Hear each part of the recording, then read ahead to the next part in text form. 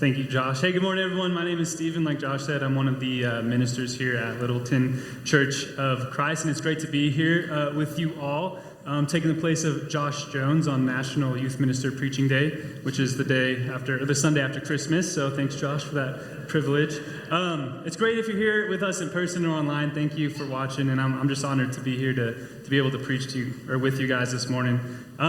As many of you know, I'm a chaplain at heart, right? Like, my goal is to become an active duty Navy chaplain. And one way to understand us as chaplains is that we are collectors of stories. We hear people's stories and help them discern where God is moving and help them reframe their narrative sometimes. So in that, I'm just going to tell some stories this morning, if you will let me. And hopefully with the intention of sharing a little bit of history, some stories, and then helping us all find our place in the greatest story ever told, which is the good news of Jesus Christ. So, like, our first story starts in a city of Susa, and there's this king. His name is Xerxes, right? And this king wants to show off his wealth and his power, so he throws this big old party. It's like 180 days or something. So he throws this huge party, and at one point he wants his queen to come to the party, so he invites her, right?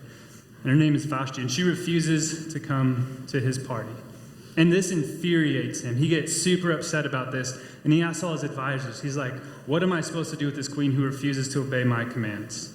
And his advisors are like, well, she's going to set a bad example for the women in the kingdom, so you got to get rid of her. And he's like, that's a great idea. So he actually gets rid of his queen because she refuses to listen to him. But after the party's over, then he's like, wait a minute, now I don't have a queen. So he puts on this big search through his entire kingdom, like all these young, beautiful women. It's like a big beauty pageant. They have to go through like a year of like cosmetics and stuff like that.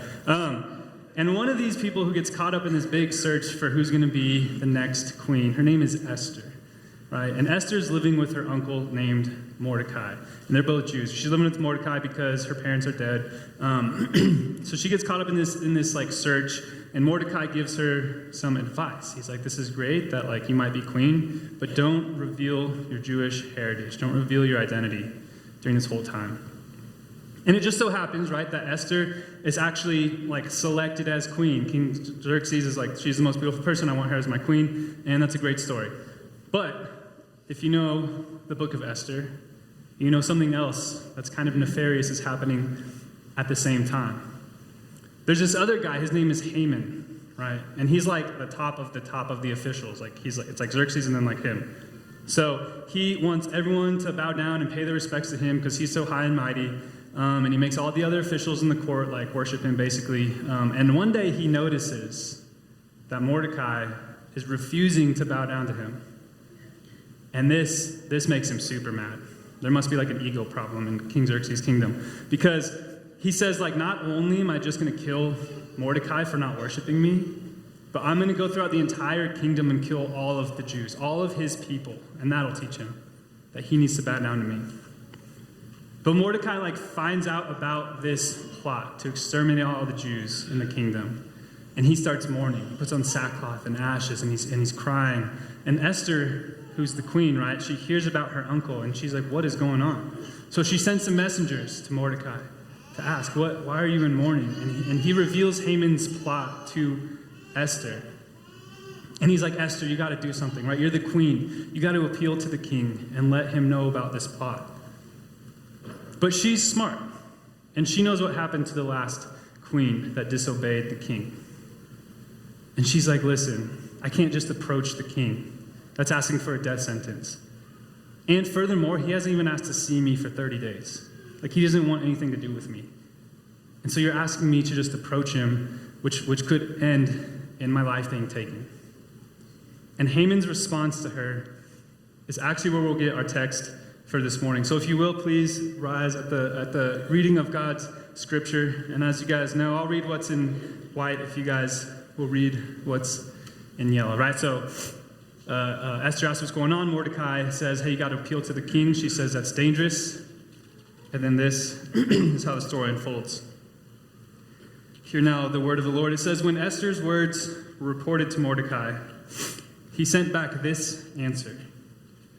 Do not think that because you are in the king's house, you alone of all the Jews will escape. For if you remain silent at this time, relief and deliverance for the Jews will arise from another place, but you and your father's family will perish. And who knows but that for you have come to your royal position for such a time as this. Thank you. You guys be seated. It's a little tricky words, but right, he says, who knows but that you have come to your royal position for a time such as this. See, the funny thing about the book of Esther is God isn't mentioned a single time, and neither is worship. So God and worship are not mentioned in the book of Esther. And so you might be wondering, well, why is it in the Bible then? And I think it's because it's such a profound story of how God is still moving in the people who don't worship him or who don't believe in him or who don't acknowledge him, right? Like God is working through Xerxes and God is working through Haman and God is working through the old queen or the previous queen to bring about his purposes. And God still wants to work through his people. And Mordecai's response shows us his like faith that God will still move, right? My study Bible puts it like this. It says the great paradox presented by the story of Esther is that God is all powerfully present, even where he is most conspicuously absent. Like where it feels like God isn't moving is where God is actually moving the most. And we can get that truth from Esther. And Mordecai knows this. He says, even if you don't do anything, God is still going to act and move to bring about his will because God is sovereign over all things. And God still wants to use you because God has raised you up for a moment such as this, for a time such as this. And so I just want to tell a couple more stories. Right, like I said, like as a chapel, we just hear people's stories and help them discern where God is moving. And I want to tell some stories of where I think God is moving in history. So, I was gonna say, like, there's also I don't think there's like accidents or coincidences in God's kingdom. Things are on purpose. Like you are on purpose. God raises people up on purpose. And my girlfriend's brother-in-law, he's a pastor up at Fellowship Denver North Metro. He calls them interruptions. He's like, God interrupts ordinary people's lives for extraordinary purposes in the kingdom. Right? You think about like the Bible. That's what it is. It's a bunch of stories of like ordinary people who are raised up for God's purposes. I mean, you think about Jesus' parents. Joseph was a carpenter, and Mary was like someone who everyone thought like cheated on her fiance. Like, those are ordinary people that God raised up, and they became the parents of Jesus. So if you let me tell a couple more stories, if you jump forward with me to the year 1748, at this time the transatlantic slave trade is going strong, this heinous evil of stealing black and brown bodies from their native lands and selling them as pieces of property. And yet it's a profitable endeavor for people who are willing to participate in this evil, right? And there's a slave ship. It's called the Greyhound, and it's transiting the Atlantic Ocean, and it gets caught up in a storm because the Atlantic is unforgiving. And for 27 days, the ship is lost at sea. And there's a man on that ship. He's actually the navigator of the ship. And this experience of being lost at sea for that long drives him back to the faith that he learned from his mother. You can imagine him like bargaining with God, like, God, if you'll get me through this, if you'll make me like get through this storm safely, I'll do anything for you. And he does. He actually becomes a minister. Not only does he become a minister, he becomes an abolitionist in England. And more than that, he like appeals and he testifies to British Parliament against the evils of slavery, and he writes about it, and he's like convincing people that this is a horrible crime. And if you don't know who I'm talking about, this man's name is John Newton. And if you don't know that name, you might know his hymn that he wrote called Amazing Grace. Right? The hymn Amazing Grace was written by an ex-slave trader. And I don't know where I heard this, you'll have to fact check me on this one, but like apparently the key and even the tune itself was like an African hymn of mourning. So this might have been a tune stuck in his head because of the people on his ships were singing it when he was trading it. Right? And he would go on to mentor William Wilberforce, who's like the champion of abolition of slavery in England. And what's crazy is like the line, like I once was blind but now I see, hits a little bit harder when you realize John Newton actually did go blind in the last years of his life. And in the very last year of his life, British Parliament outlawed slavery in their empire. And he died just 9 months later. Like, I think it was for a moment specific to that time and that place that God would send a storm over the vastness of the entire Atlantic Ocean against a tiny little wooden boat.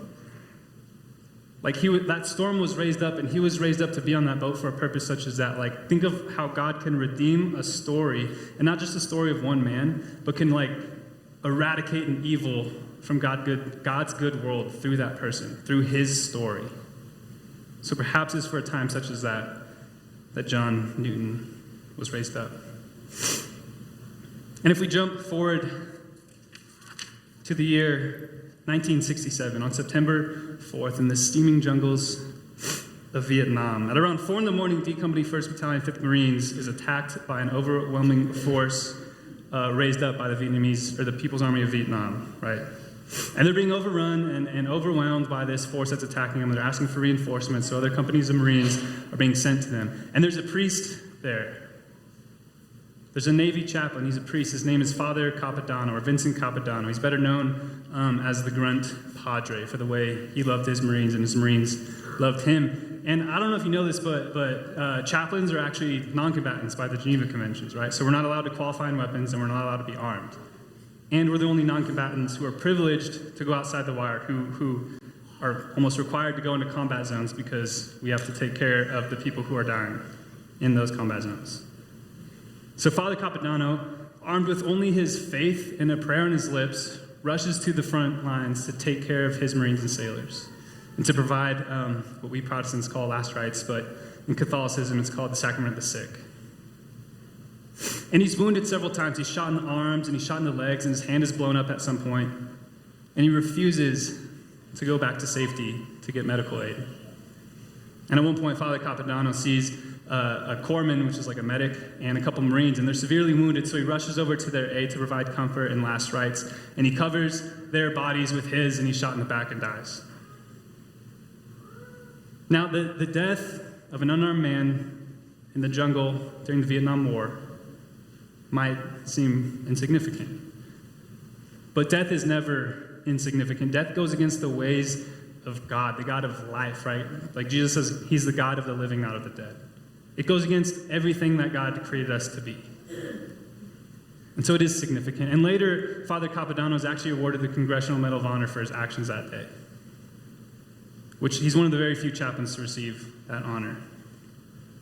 But more than that, he has shaped the way, like the military sees and uses chaplains. They've recognized the need for spiritual strength among soldiers, sailors, and Marines who volunteer to fight our nation's wars in steaming jungles and lonely deserts.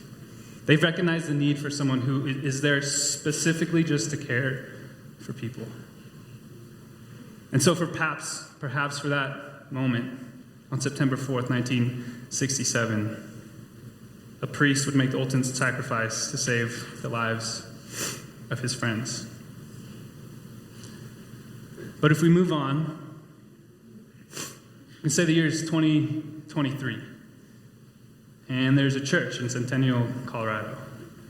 And this church has stumbled across some financial troubles. And the elders and the shepherds and the ministry staff of that church have had to ask a very, very difficult question from their congregation. And the question is to raise $300,000. And we knew this wouldn't be a light ask, right? We knew there'd be difficult questions. Can we do this? Is this possible? Is this worth it? But day by day, and week by week, and month by month, these generous tithings started to pour in. Right? So perhaps it is for a very difficult moment in our church's history that God has raised all of you up on purpose. Like I said, everyone here is on purpose. Everyone is here for a specific time at a specific place with specific talents and gifts and treasures. And more than that, just like these generous hearts.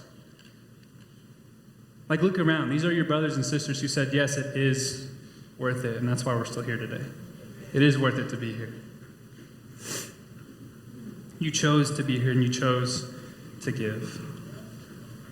And I don't say that just because, like, we raised a bunch of money. That's really cool and really incredible. You should be, like, proud of yourself.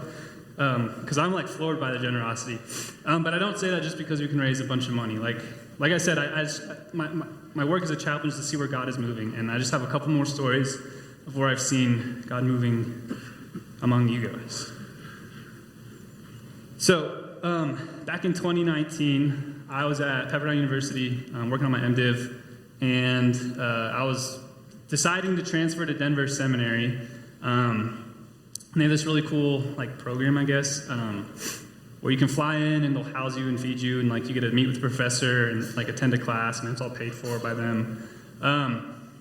So I signed up to do that. But if we go back prior to 2019, back to the year 1995, before I was even born, God had placed the Byrne family and the Matkins family at a church together in Livermore, California. Tim has literally known me since before I was born. And so you jump forward 24 years? I'm like, Scott, is that 24? Okay, I'm not good at math. I studied religion, come on. 24 years later, it just so happens that Tim and Katie and Taylor was this big at the time, were living in Parker, Colorado. And they were like, hey, come stay with us. We're family friends, we've known you forever. So I was like, okay. So I go and stay with them, and they're just super hospitable and super welcoming. And Tim was like, hey, I'm also leading worship at Littleton Church of Christ. And I'd love for you to come join us at church that morning. So I do. And I walk in through those doors, and Mike Myers was sitting right there, and it was a beeline, straight to me. I was like, whoa, who's this guy? He's welcoming and invitational. So my first impression of Littleton Church of Christ is how welcoming and invitational we are. And after 3.5 years of being there, it's not just a first impression, it's just the embodiment of who we are as a church, is to invite people in. I think that embodies what Christ did. He welcomed everybody. And through that, that very day, there was a potluck, and I got to sit with Mike and Jovan, and we talked, and now I'm here on December 31st, 2023, being able to preach with you guys. Right? I think it's for a moment such as right now that God raised up the Byrne family and the Matkins family and placed them together at a church in a different state. There are no accidents, and there's no coincidences in God's kingdom. So thank you guys, Tim, Katie, and Taylor. And when I look back on this year, 2023, I see God moving in another family. All right, normally, Tim already said this, but normally he's up here with a guitar and he's singing, but he's on a very well-deserved vacation right now. So yes, I'm talking about the Swan family, because I don't think it's a light thing to pack up and move away from a church that loves you, from a family that loves you, and from a different state and culture, just to pack up an entire family and move to a different state and different place. And not just to play guitar on stage, but to enhance our meaning of worship. Lots of us just see Kyle lead worship on a Sunday morning with a guitar. That's a big thing, right? To walk into a traditionally a cappella church and introduce instrumental worship. That's huge. But also, I work with him every day, right? So I get to see the work he does throughout the week, and how he helps people discern where God is moving in their lives, and how he engages the community and serves their needs throughout the week. And how not just him, but his entire family does that. I think God has raised them up for a very specific moment to be able to do those things. And my last story for this morning happened just 2 weeks ago. So it was the Sunday before Christmas Eve. I was sitting in my normal spot over there, and I turned around, probably because Carl said something, I don't know. You never know with Carl over there. And I turned around, I happened to notice Alethea Walker. And some of her friends had arrived to church a little bit after service had started, and it was right before Coins for Christ. And she notices that her friends don't have dollar bills to give. And so she starts handing out her dollar bills to her friends. And it floored me, because not only is she generous enough to give, but she's generous enough to empower others to give. And it was just a beautiful example of, I think, the discipleship that takes place in this church, right? Because as a church, we can collect and raise $300,000, and that's great. But what's more beautiful is that we are passing on the values of Jesus and generosity and giving to the younger generations. It's no accident that she has such a heart to give and be gracious like that, and to empower other people to participate in that kind of ministry. So I think it wasn't an accident that God raised Alethea up in this church for that very moment, just 2 weeks ago. And I'm telling all these stories today because it is New Year's Eve, and many of us like to make New Year's resolutions. Monty and I were talking about like the top 3. I got your rock money, don't worry. The top 3 New Year's resolutions or whatever. I'm hoping that maybe one of our New Year's resolutions as a church and as individuals is that we can start to see where God is moving, or continue to see where God is moving in our lives. See where God has raised us up for specific moments and specific purposes this next year, right? Because we are all individual and we're all unique and we're all made in the image and likeness of God in our unique ways. There's only one me. There's only one Tyrone. There's several Josh Joneses, but only one Josh Jones. So whether we're being raised up as a queen like Esther or just so happen to have a couple extra bucks that we can give to our friends, God is alive and well and is working and is sovereign over everything. And all it takes is for us to just notice that, right? So I want you to consider making this one of your New Year's resolutions, that you'll notice God working in your life. You'll notice where God is raising you up uniquely as you for moments where God is interrupting your life to do extraordinary things. So if you would, I've written a quick New Year's resolution for us all. We can say out loud together. 3, 2, 1, go. I will notice God working in my life 12 times in 2024. 12 times, that's once a month. That's a pretty easy goal. And think about that. There's 100-ish people in here. 100 times 12, I can do this math, Scott. 100 times 12 is 1,200 times that we'll notice as a church God working. 1,200 times. Think about that. Think about a year from now, we can say we've seen God moving all over the place in our lives and as a church. And to help you stay on track, and me on track mostly, I've made these little sheets. I don't know if you saw them. They're back by where the offering baskets are, if you want to grab one. And there's a typo, Barb, thank you for noticing. It was right in my head until she's like, you're missing a word. And I was like, I am missing a word. But it says, I blank will notice God working in my life 12 in 2024. So obviously it's supposed to say 12 times. But you can write out where you've seen God working and have it as a visible reminder of where you've seen God working in your life. So yeah, I hope you enjoyed some stories this morning. I'm going to invite the praise team up, and I'll just say a quick prayer over us this morning. God, Father, Son, and Holy Spirit, God, you are real, you are sovereign, and you are working tirelessly in our lives to show us your love. God, it's hard to notice sometimes when you're working through us and among us. So give us eyes to see where you're working and hearts to discern the Holy Spirit moving us and prompting us. God, for those of us who are hurting or sick or healing, grant us mercy and peace and comfort and healing. For those of us who are experiencing joy and love and peace, God, give us hearts to share that. Bless this year and make it